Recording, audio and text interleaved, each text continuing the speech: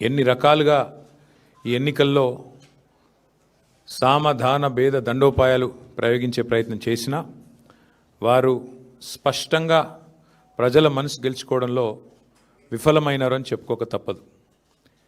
మరి సాధారణంగా ఎన్నికలు మీరు ముఖ్యంగా పంచాయతీ ఎన్నికలు కానీ మున్సిపల్ ఎన్నికలు కానీ చూస్తే అధికారంలో ఉన్న పార్టీకి ముఖ్యంగా ఇంకో 2-3 ఏళ్ళు ఉండే అవకాశం ఉన్నప్పుడు, అధికారంలో కొనసాగే అవకాశం ఉన్నప్పుడు మరి ఇది అధికార మార్పిడి కోసం జరిగేది కాదు కదా అనే ఆలోచన ఈ మధ్యన దేశవ్యాప్తంగా ప్రజల్లో కనబడుతూ ఉన్నది.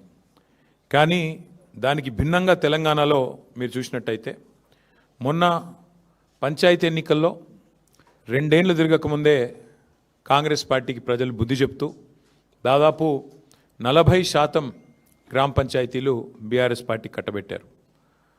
పోనీ ముఖ్యమంత్రి గారి లెక్క ప్రకారం తీసుకున్నా, ఆయన బయటికి వచ్చి కూర్చొని ప్రెస్ల మీద చెప్పిన లెక్క ప్రకారం చూసుకున్నా ఆయన సహజంగానే మా తక్కువ చేసి చెప్తాడు కాబట్టి 32% అక్కడ ముఖ్యమంత్రి గారి లెక్క ప్రకారం కూడా మాకు సర్పంచుల్లో ప్రజలు గెలిపించారు. 4000 పైచిలకు గ్రామాల్లో మా సర్పంచులు గెలిచారు.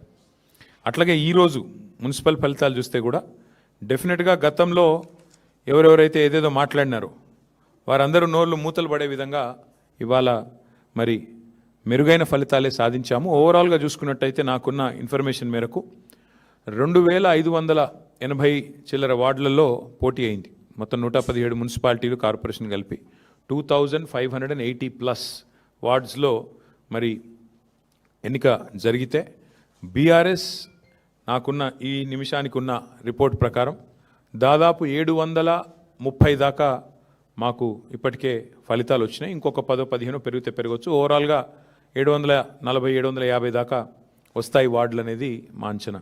అంటే దాదాపుగా మీరు చూసుకున్నట్టయితే ఒక 30% పైగానే ఇక్కడ కూడా ఫలితాలు వచ్చినాయి. దానికంటే కూడా ముఖ్యంగా చాలా వీరోచితమైన పోరాటం. నిజంగా చెప్పాలంటే కొన్ని చోట్ల ఇవాళ అధికార పార్టీ తట్టుకోలేక ఇవాళ గద్వాలలో ఒక వార్డులో 4 సార్లు రీకౌంటింగ్ చేయించారు. అంటే కాంగ్రెస్ గెలిచేదాకా రీకౌంటింగ్ చేసి ఆఖరికి ఒక ఓటుతో గెలిచిందని చెప్పి అధికారులను అడ్డం పెట్టుకొని గద్వాలలో ఒక వార్డు ప్రయత్నం చేసినారు. వర్ధనపేటలో ఈ నిమిషానికి మనం ఇక్కడ మాట్లాడుతున్నాం, అక్కడ ధర్నా నడుస్తుంది. మా కౌన్సిలర్లను ఎత్తుకొని పోయి గెలిచిన కాడ రీకౌంటింగ్ 4 సార్లు చేసి అక్కడ కూడా ఇదే ప్రయత్నం. చౌటుప్పల్లో ఇదే రకమైన ప్రయత్నం. అంటే అధికారులను, అధికార యంత్రాంగాన్ని, అధికార బలాన్ని అడ్డం పెట్టుకొని గెలిచినమా అంటే గెలిచినాం అనిపించుకోవడానికి సాంకేతికంగా నానా తంటాలు కాంగ్రెస్ పార్టీ పడతా ఉన్నది. అయినప్పటికీ నాకున్న ఇన్ఫర్మేషన్ ప్రకారం మొత్తం 117 మొత్తం పట్టణాల్లో జరిగిన ఈ ఎన్నికల్లో మాకు ప్రత్యక్షంగా డైరెక్ట్గా అంటే ఎవరి అవసరం లేకుండా నేరుగా దాదాపు 15 నుంచి 16 నేరుగా గెలుస్తున్నాము. పరోక్షంగా ఎందుకంటే అక్కడ మేము సింగిల్ లార్జెస్ట్ పార్టీగా ఉన్నాం, అక్కడ కూడా ఇంకో దాదాపు 10-15 చోట్ల అవకాశాలు ఉన్నట్టుగా నాకు సమాచారం ఉంది. చూద్దాం మరి ఇప్పుడు అల్టిమేట్గా 16 తారీఖు నాడు అన్ని విషయాలు తెలుస్తాయి. అయితే ఇక్కడ ఒక్క విషయం మాత్రం చెప్పాలి.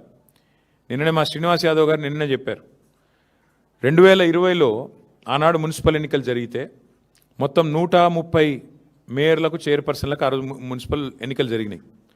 టీఆర్ఎస్ పార్టీ ఆ రోజు డైరెక్ట్గా 122 టీఆర్ఎస్ గెలిస్తే మున్సిపాలిటీలు, అదేవిధంగా కార్పొరేషన్లు, కాంగ్రెస్ 4 గెలిచింది, బీజేపీ 2 గెలిచింది, ఎంఐఎం 2 గెలిచింది. ఇది ఆ రోజు లెక్క 2020.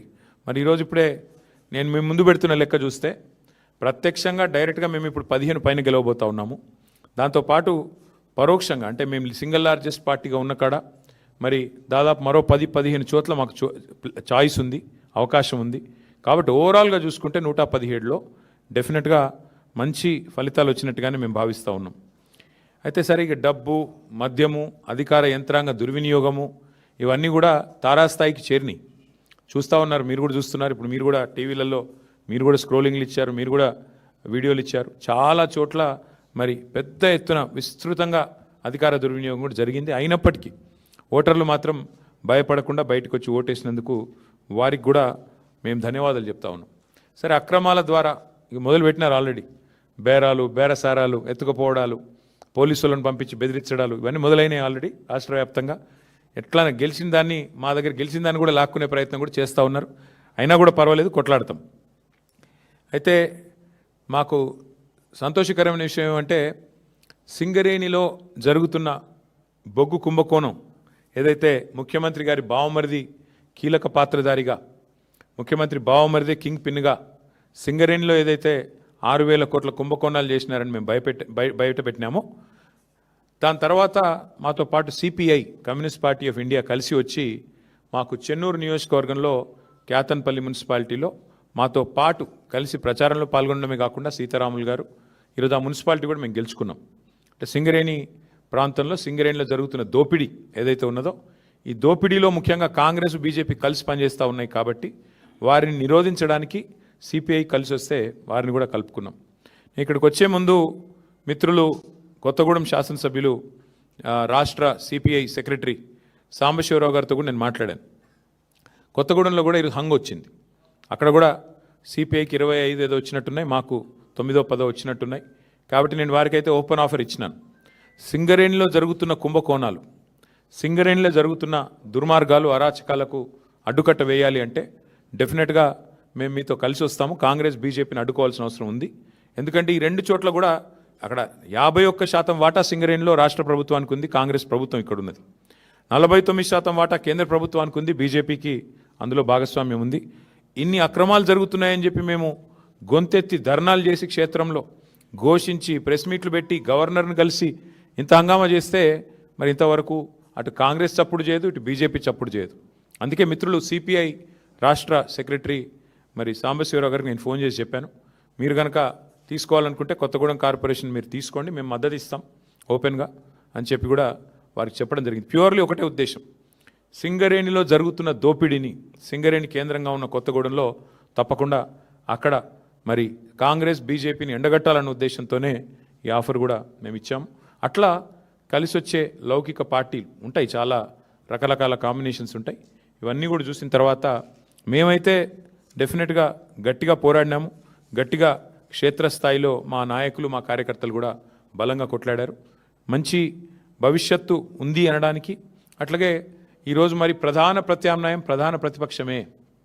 ఈ రాష్ట్రంలో కాంగ్రెస్తో పోరాడగలిగిన శక్తి, కాంగ్రెస్ను గద్దెదించే శక్తి, బీజేపీని నిరోధించే శక్తి ఖచ్చితంగా బీఆర్ఎస్కు మాత్రమే ఉంది అని మొన్న పల్లెల్లో జరిగిన ఎన్నికలు, ఇవాళ పట్టణంలో జరిగిన ఎన్నికలు తేల్చి చెప్పాయి.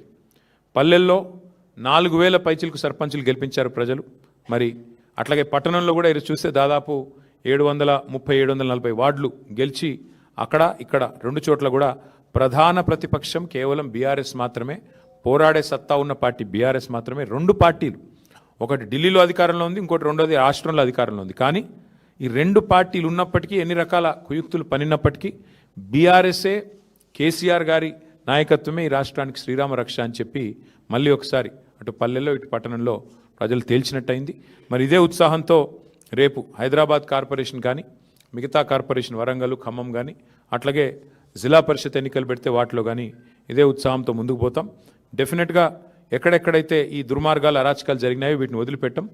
అవసరమైతే వాటి మీద న్యాయ పోరాటం చేయడం, వాటి మీద ఇంకా ఎట్లాంటి వ్యూహాలు అవలంబించాలో అవన్నీ కూడా పార్టీలో చర్చించి నిర్ణయం తీసుకుంటాం. కానీ మళ్ళొకసారి మా కార్యకర్తలకి, నాయకులకి, మాకు సపోర్ట్ చేసిన ప్రజలకి, మాకు ఓటేసిన ప్రజలకి చాలా స్వల్పమైన తేడాతో ఓడిపోయాం. కొన్ని చోట్ల 1 ఓటుతో, అర ఓటుతో ఇట్లా రకరకాలుగా జరిగినాయి.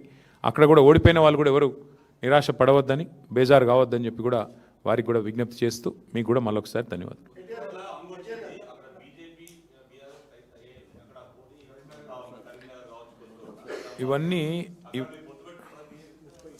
ఇవన్నీ బ్రదర్, ఇవన్నీ ఒక దగ్గర లేట్ల పరిస్థితి దాదాపు 30 చోట్ల ఉంది. కావాలంటే లిస్ట్ చదవమంటే చదువుతాయి, నా దగ్గర ఉంది. ఎక్కడెక్కడ హంగు ఉన్నది అనే దానికి ఇగో చదువుతా నేను. జనగామ, మేబ్బాదు, కే సముద్రము, వర్ధన్నపేట, గద్వాల, అలంపూరు, దేవరకద్ర, ఇగో మొత్తం 30 లిస్ట్ ఉంది. దీన్ని బట్టి ఏమర్థమవుతుంది నీకు? మేము ఆల్రెడీ స్పష్టంగా గెలిచింది దాదాపు ఒక 15-16 ఉన్నాయి. అవి కాకుండా 30 హంగు ఉన్నాయి. అంటే రాష్ట్రంలో 117 చోట్ల ఎన్నికలు జరిగితే 30 హంగు ఉన్నాయి, 15 మేము గెలిచినాం. అంటే 46 ఓన్ ఇక వాళ్ళు గెలిచిందని. కాబట్టి నేనేమంటున్నా అంటే ఇక్కడ ఏ వైఖరి అవలంబించాలి, మా పెద్దలు, మా పార్టీ అధ్యక్షులు కేసీఆర్ గారితో కూడా మాట్లాడతాం. అట్లే స్థానిక నాయకత్వం మనోభావాలు కూడా మేము, ఎందుకంటే స్థానిక ఎన్నిక, స్థానిక నాయకుల మనోభావాలు, స్థానికంగా ఏం పరిస్థితులు ఉన్నాయి అవి కూడా బేరీ చేసుకున్నాక నిర్ణయం తీసుకుంటాం. ఇంకా 2 డేస్ టైం ఉంది కాబట్టి ఆలోచించి నిర్ణయం తీసుకుంటాము. ఇప్పుడు నేను ఓపెన్గా చెప్పాను, కొత్తగూడెంలో కాంగ్రెస్, బీజేపీ 2 కలిసి సింగరేణికి అన్యాయం చేస్తున్నాయి. ఇందులో వేరే ఉద్దేశం ఏం లేదు, మాకు రాజకీయపరమైన ఉద్దేశం ఎజెండా ఏం లేదు. సింగరేణిని రెండు జాతీయ పార్టీలు గొంతు కోస్తున్నాయి. ఇవాళ కాంగ్రెస్ దోపిడీ చేస్తుంటే బీజేపీ ఎందుకు మౌనంగా ఉంటుందని మేము అడుగుతున్నాము. ఆధారాలతో ఆధార సహితంగా మేము స్పష్టంగా కుంభకోణం జరిగిందని బయటపెడితే ఎందుకు బీజేపీ ఉపేక్షిస్తున్నది? ఎందుకు రేవంత్ రెడ్డిని కాపాడుతున్నది? రేవంత్ రెడ్డి బావమరిదే కింగ్ పిన్గా ఇంత పెద్ద కుంభకోణం నడుస్తుంటే భారతీయ జనతా పార్టీ ప్రభుత్వం ఎందుకు అడ్డుకుంటున్నది? ఎందుకు అడ్డుకోలేకపోతున్నది? ఎందుకు కాపాడుతున్నది కాంగ్రెస్ అరాచకాలని అనేది మా ప్రధాన ప్రశ్న. అందుకే సిపిఐ నాయకత్వానికి నేను అందుకే ఓపెన్గా చెప్తా ఉన్నా, ఇలాంటి ప్రత్యేకమైన పరిస్థితులు ఉంటాయి అక్కడక్కడ. దాన్ని బట్టి మరి మా పెద్దలతో చర్చించి పార్టీలో చర్చించిన తర్వాత స్థానిక నాయకత్వ మనోభావాలు దృష్టిలో పెట్టుకుని నిర్ణయం తీసుకుంటాం.